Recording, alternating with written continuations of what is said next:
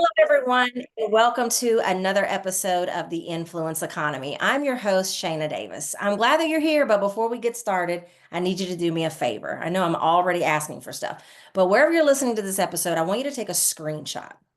With that screenshot, I want you to post it on your social media, tag us here at Shayna Rattler Davis, and then I just want to hear your biggest aha moment or your biggest takeaway from this episode. And the reason why I do that is because, in my opinion, I feel like far too many women are seen, but they're just not paid well. And everybody doesn't know where to start to change that. And so the more times that these episodes are shared, the more that they can be aware of all the shifts that are going to be required in order for them to own their influence. So I thank you in advance for being willing to share the episode. Well, I've been chatting with my guest in the green room, if that's the thing when you're recording a podcast, but I'm excited about today. I know that just from the research that I've done on her and the conversations that we've already had, that this is going to be such a good show. So I'm going to read her bio and then we'll get into what I know is going to be a great conversation. Here we go.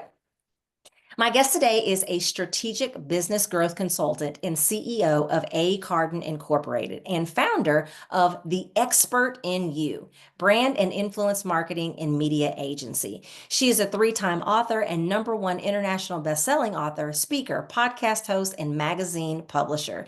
She has over 4 decades of business, marketing, and sales experience. She's spent 13 years in corporate business management, managing multiple million-dollar departments for a multi-billion dollar national retail corporation. She has been an entrepreneur for over 30 years, founding and selling 5 previous businesses.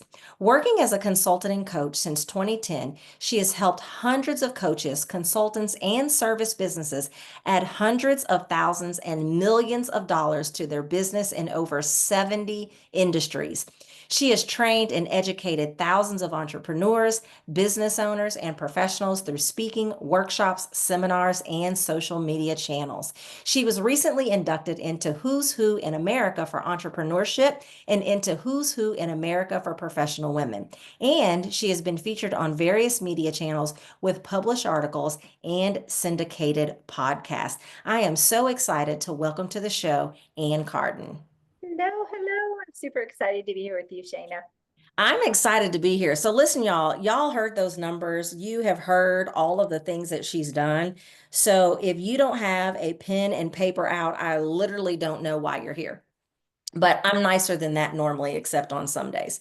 So I'm just curious, Ann, when I read your bio, and I hear that, you've not only built a lot of businesses, but you've also worked inside of some big businesses. So it's given you such a breadth and diversity of experience when it comes to business building. And I would just love to start the conversation with like, what are some of the biggest mistakes that you've made while you've been building business? And I say that in a general term because you were helping to build business even when you were inside of somebody else's business. I just know it. Yeah, exactly. Well, I think one of the biggest mistakes I made, and I see it all the time, is people start a business and they don't really have a vision for that business in the way that it would really help them develop the business. When I started my first business, it was out of financial hardship. It was to try to make a little bit of extra money. And I didn't really have a vision for that business. Now, as it grew, I knew enough about business from working in corporate. And so I knew that I had to, if I was going to grow that, I had to get help. I couldn't be a solo entrepreneur. I had to get people that could do pieces for me.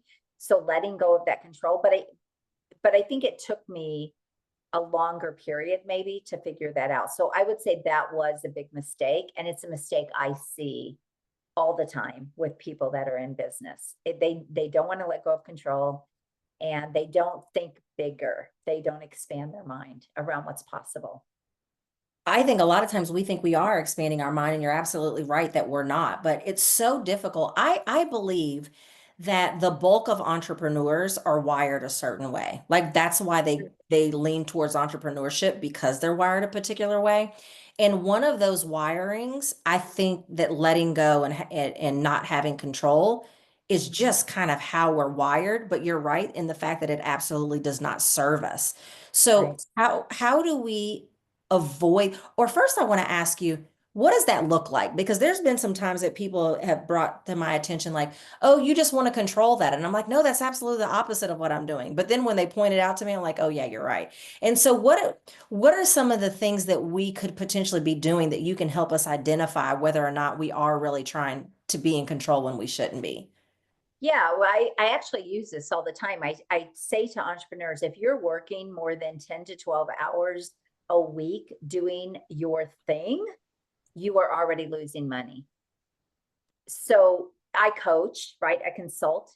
And if I get to a place where I'm spending more than 10 or 12 hours a week doing that, I Mm-hmm. am not scaling my business. And Right. so you have to start looking for ways at that point to scale. Now, part of that does, Shayna, come down to your vision though. Like what do you want for that business? I made the decision when I came into my coaching and consulting business that, I'd already built and sold a lot of businesses. And this was a passion that I had. And I wasn't as concerned with, okay, I want to build this to sell. So I already knew when I started that business, I thought I want to work with high-end clients at a premium level. And I don't want to work with a million clients. I don't want a volume business. I've had volume businesses, I've had premium businesses, I've had both at one time. And I knew the business model I wanted. And that's also the model I teach. And so for me, I had that vision of where I wanted that to go. So I had let go of things like I don't do my administration work. I don't book people on my podcast. Like my assistant does all of that, my executive assistant. I don't, I will ask people to be on my show if I come across them and I meet them but for the You're most part, already talking to if I'm them. already talking to them, and I'll reach out to my assistant and go book this person on my podcast, like reach out to them by email. So I don't do any of that. I don't really control my calendar. I mean, I set my calendar and then my assistant schedules things. So there's a lot of things like that I don't enjoy in my business. I do the things I love. I speak, I run I'm on my podcast. I get to do things like this. I still want to coach my clients. And this is something that a lot of people wouldn't understand, but I still do my sales calls. And I do Mhm. that because I don't work with a million clients and I work at a high level and they're going to be working so closely with me. It's such a high touch coaching program that I want to make sure the dynamic is there and I want to make sure I want to work with this person. So I don't have a group with 20 or 30 people. My groups are 6. So that should kind of tell you it's like a hybrid of 1-to-1. And so I knew all that. So I don't edit my own videos. I don't post. I mean, I do some posting on social just when I have something that I really want to put up. So the things I enjoy doing and love to do, I still do. Yeah. But all the like tedious kind of work, that's all done by my team. I love that because I think you're spot on in the fact that there are some things that we should just never be doing unless it just gives you so much joy that it's worth doing. But most of the stuff that I think we spend our time doing, I interviewed someone, I don't know, sometime recently, and they were talking about how even the things that you do at the beginning of your day really says a lot about what you're trying to control and if you're focusing on the right thing. I think her recommendation was, and I hope I'm not wrong, or in my lack of memory, but I believe she said that like the first 90 minutes of the day need to be directed towards activities that are going to be directly linked to revenue. And that needs to be with everyone on the team. So even if it's your assistant, even if it's you, even if it's a contractor, anybody that's working within your business, the first 90 minutes of their day you need to be working on like, hey, do I need to be following up with somebody that's going to be a client? Do I need to be pitching, like all of the different things that are going to be related to revenue, because it's her point of view that until you get to a certain revenue level and systems level in your business, that the word scale is not even relevant anyway. You're not scaling until you get to a certain point of your business anyway. So it's like if you're not here, you definitely need to be spending your first 90 minutes. So I think that's such good context on like what are we trying to control, and are we doing things that are not the highest and best use of ourselves? Are we doing stuff at the wrong time of the day? And are we trying to I love that you said like, there's some things that you might do just because you love to do it, but all that other stuff that it's like, I didn't get to a certain level in my business to still be invoicing. Exactly. No, that's so true. And I think you also have to really realize like where do your strengths lie and where are you not strong. Yeah, And I'm very organized, keeping my team going and moving my team, but don't ask me to do all the things they're doing because I would not be organized with that. And I know that about myself. I'm more creative, I'm more social. That's my superpower.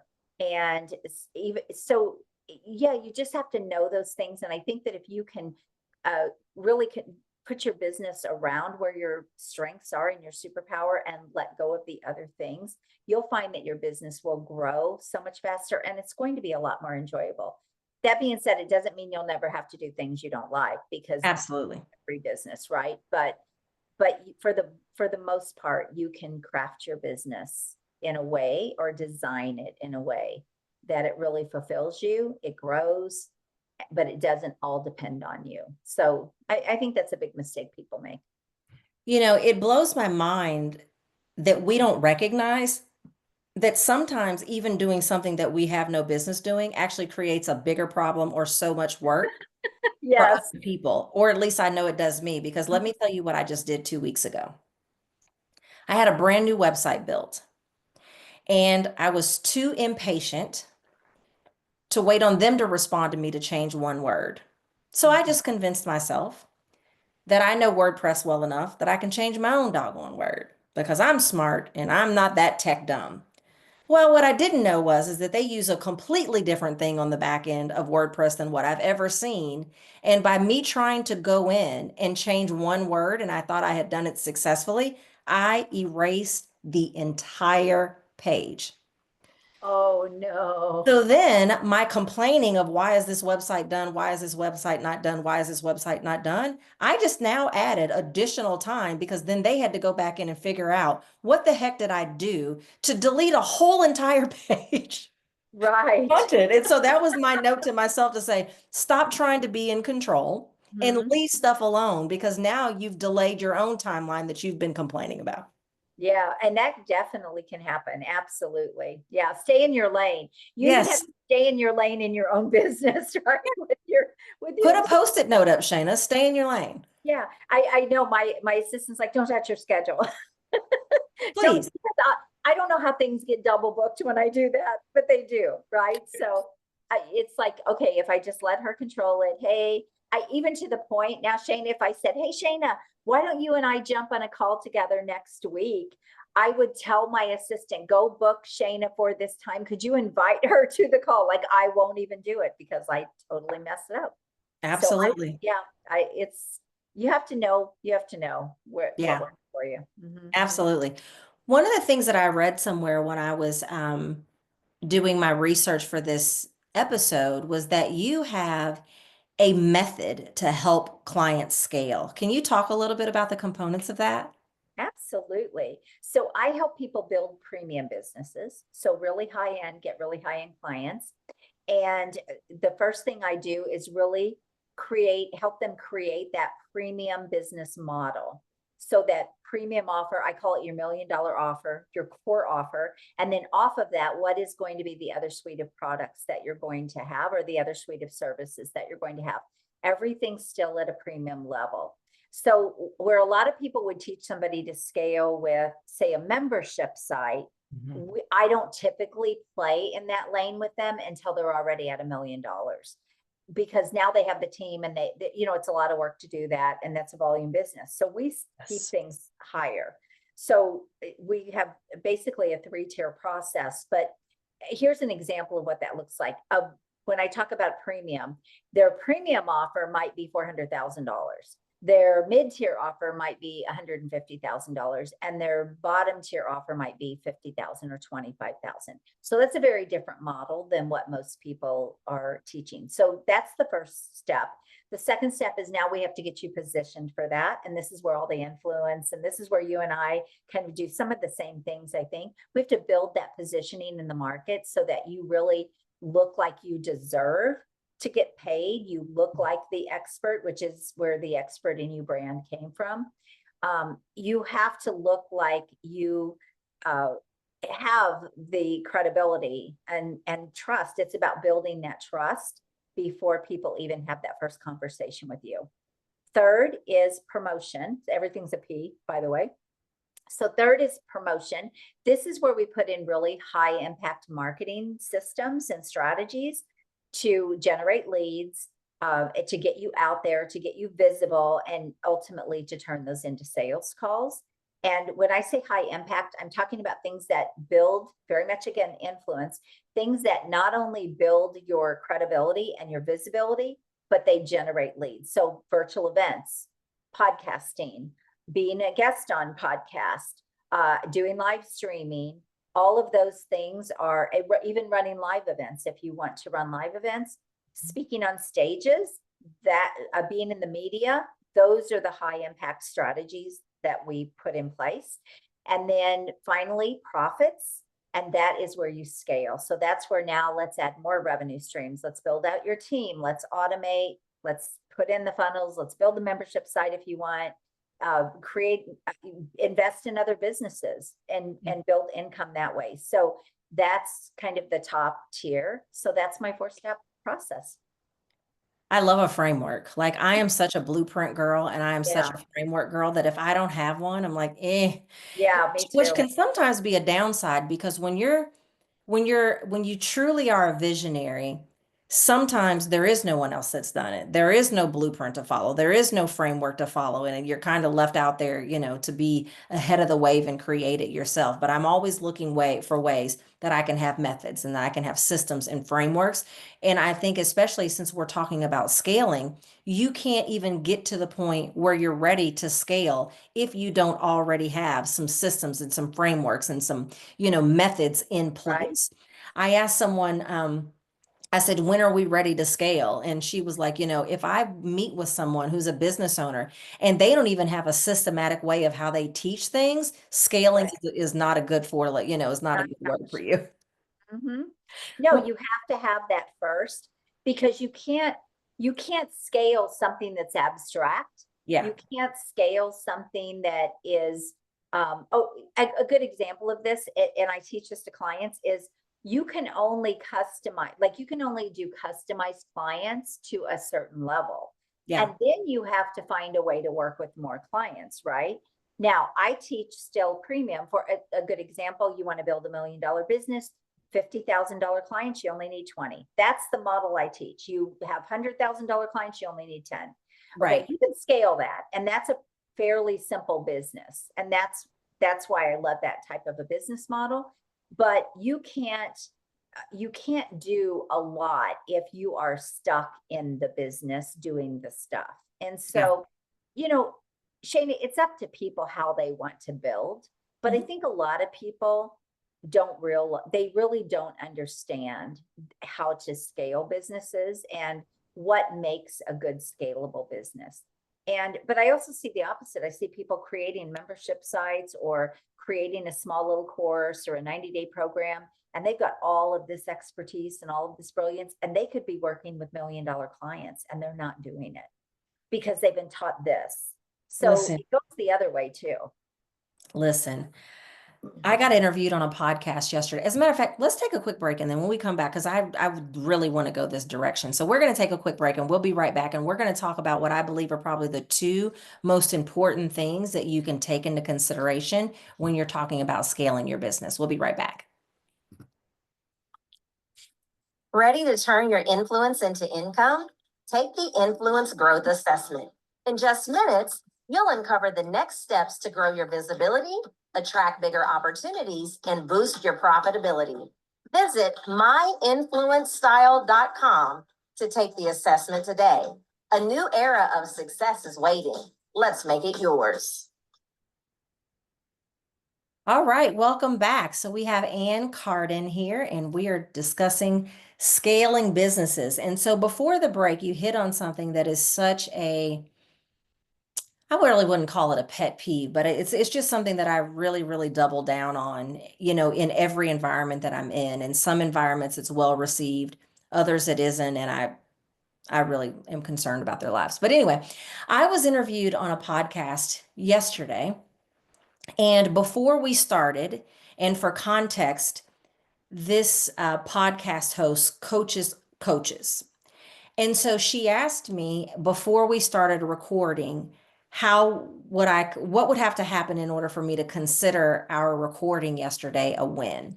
And at first I said if just one person, and then I thought I don't ever do anything for just the impact of one person, like that's a waste of my time. But I said if at least 10 people who hear this episode now realize that they should stop stepping over dollars to get to dimes. I was like, and don't get me wrong, I'm going to show them exactly how to do it in the confines of the time that we will have here.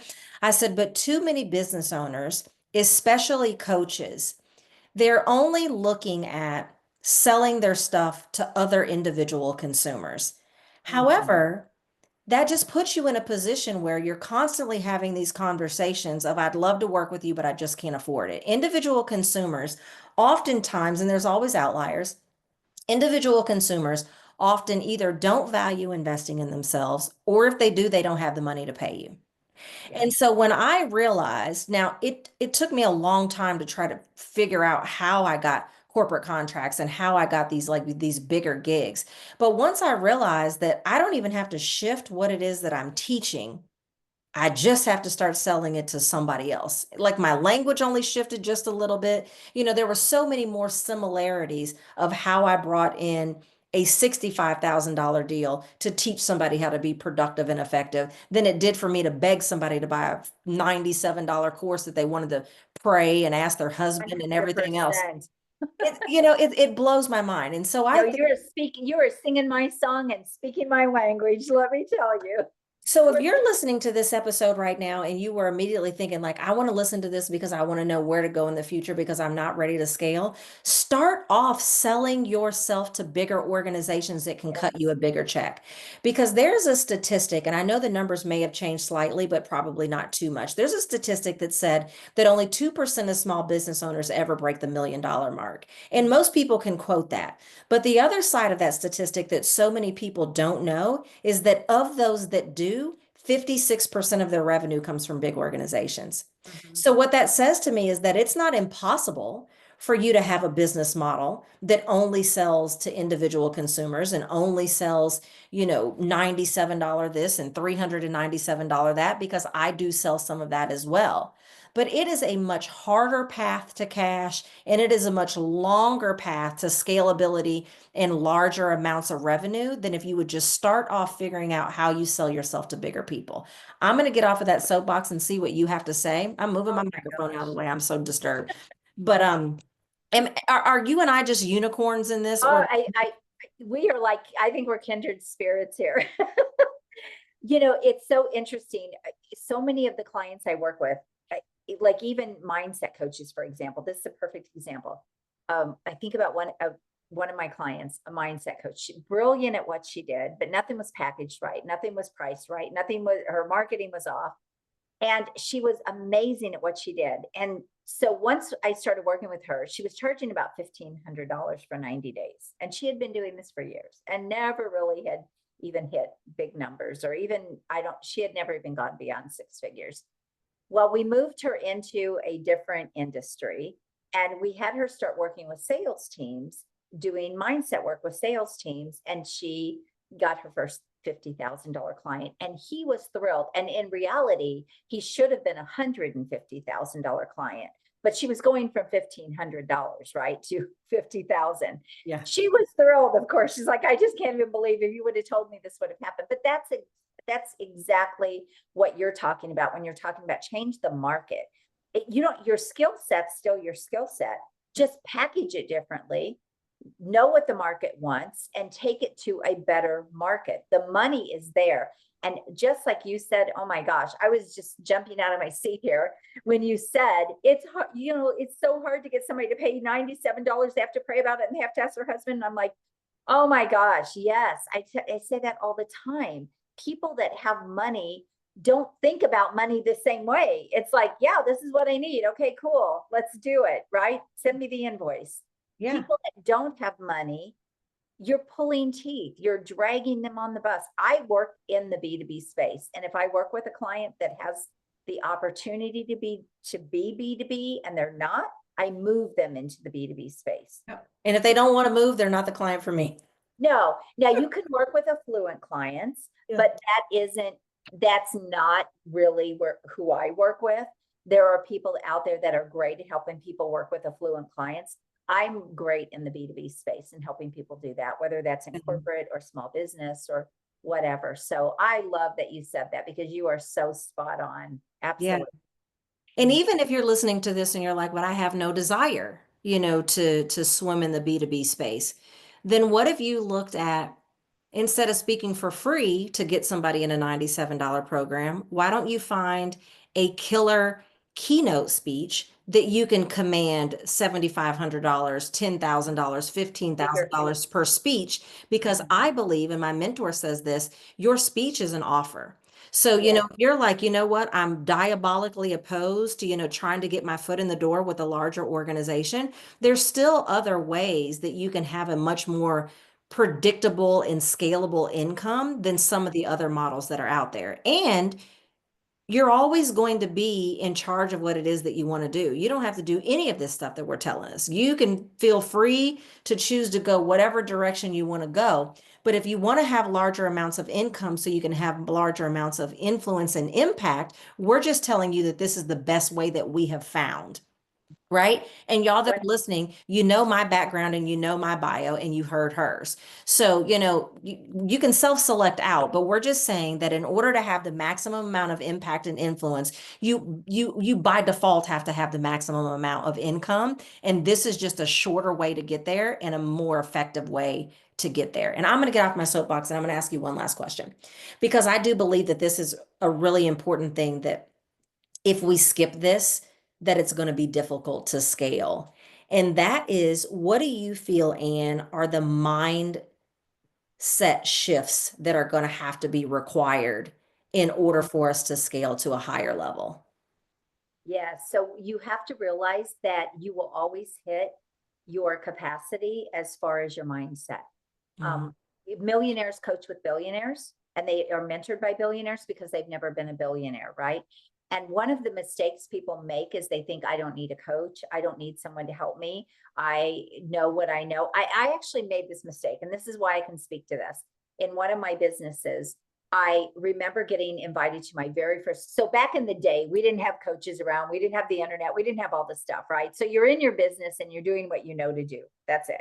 So I get this call from in one of my fitness clubs, and they invited me to a fitness conference. And it was run by a consultant. And I thought, I don't want to pay $197 to go to this 2-day fitness conference. Now I'm thinking, oh my gosh, what an idiot, right? But I don't want to pay $197 to go to this fitness conference. I've been in this industry for a long time. What could I possibly learn? That was such a closed, short-sighted mindset. First of all, I mean, I look back now and I cringe at myself, but I did it anyway. I thought, okay, I'm going to go. I don't know what I'm going to get from this. It was the most fantastic 2 days. I came back. I had multiple ideas, multiple things we implemented. It was such a game changer, but it wasn't just a game changer in the revenue in my club. It wasn't just a game changer in the ideas and the things that I was able to do. It was a game changer in me. And that from that moment on, I became a student. I Yes. became a student and I never have looked, every day I allot time to learn. Every day I spend time learning from people who are further along than me. So when Yeah. when you ask, what is the mindset we need to scale? It is that. Never think you have it all figured out. Never think you know it all. And don't ever get so jaded. I'm never going to invest in another coach. Or Yeah. maybe I'm never going to invest in another marketing company. Maybe you've had a bad experience. I see this a lot in the coaching industry. They've Mhm. invested in a lot of stuff, right? And maybe everything didn't pan out. Instead of looking at it that way, look at it like, what was the value I got from this that will move me one step closer? And when Right. you shift that mindset, you'll be unstoppable. I remember when I hired my first online coach. It was it was okay. 90 days, for 90 days, I created this program, which I had no clue what I was doing because I was already coaching people, but it was offline. spent 90 days creating this program. She's going to run a webinar for me. So I'm doing my first online webinar. She knows how to do Facebook and how to do Facebook ads. So she's trying to film my webinar for me. We had 30 people register. We had 4 people show up. 90 days, my business went like this, went completely down. No clients left because I'm focused on this thing. And at the end of that, I made $600. And I had to basically beg the business owner to work with me. He was Yeah. he was my first national client. So that was very exciting to me. He was my first client that wasn't local. That was exciting. But outside of that, I was like, this was the biggest waste of money, thinking this was a big waste of money. I had no idea, Shayna, I would be teaching people how to do that years later. Yeah. So all of it's valuable. And so there are things that I'm not proud of that I see. Oh, wow. Think about what I was just said. Oh, that was kind of a big waste of money, but it wasn't, because it all moved me forward. It all helped me evolve. Everything moves you into a new Yeah. season, a new step.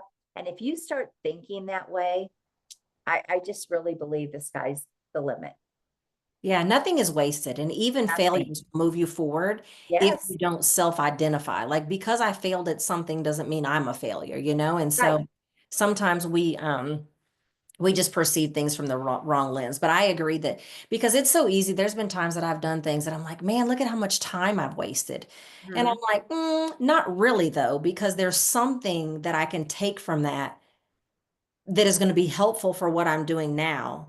Yes. Without that, I wouldn't have effectively been able to do this. So, Yeah, you evolve, like it all evolves. And right. it's funny, I was just sharing that with my daughter. I said, if you don't take actions, you don't even know where it can go, because nothing can open up for you. And you have to stay with something long enough to see the direction that maybe it needs to go. Now, if you're working with an expert, a lot of times they can be steps ahead and they can see that for you and they can help you speed. But if you're trying to do it on your own, you have to realize all of that helps you evolve. You can't skip rungs on the ladder. It just doesn't work that way. You, Absolutely. you have to take the steps. Absolutely. Well, Anne, this has been phenomenal. They need to go learn more from you. So, two things. Number one, if they want to follow you on social media, which platform do you recommend and what is the handle over there? Well, I would say LinkedIn, and you can find me under my name, or you can just Google my name and my LinkedIn profile will come up, or my YouTube channel are my 2 favorite places. So, Awesome. And if someone is listening and they want to take things further with you, what would you like to offer them? yes, first of all, I have a training that you can grab at expertinyou.biz. It's a 30-minute training talking about what we've talked about. And it's really, how to get to 40K to 100K plus clients, months or days. And so I just walk people through that training. And you can go to my website if you want to, check that out and book a call. So Awesome. Well, y'all take advantage of this because I don't bring anybody on the show that I don't believe that if you take things further with them, that they're going to be able to help you. I've become even more and more strategic over the years about who I'm willing to have because I hope that you do take things further with them because obviously we only have so much that we can talk about in the course of a podcast episode, and it's not intended to be an entire seminar. So take things further with Anne. Share this episode with every woman that you know that is looking to grow a business. Even share this with women that are looking to start a business because I believe that sometimes if we know where we should be building towards, we can do things in a much better way than bumping around and making a bunch of mistakes. So share this episode with every woman entrepreneur or every woman entrepreneur to be that you know. I hope you'll go back and listen to previous and future episodes as well. Everyone have a great day. Bye. bye. Thank you.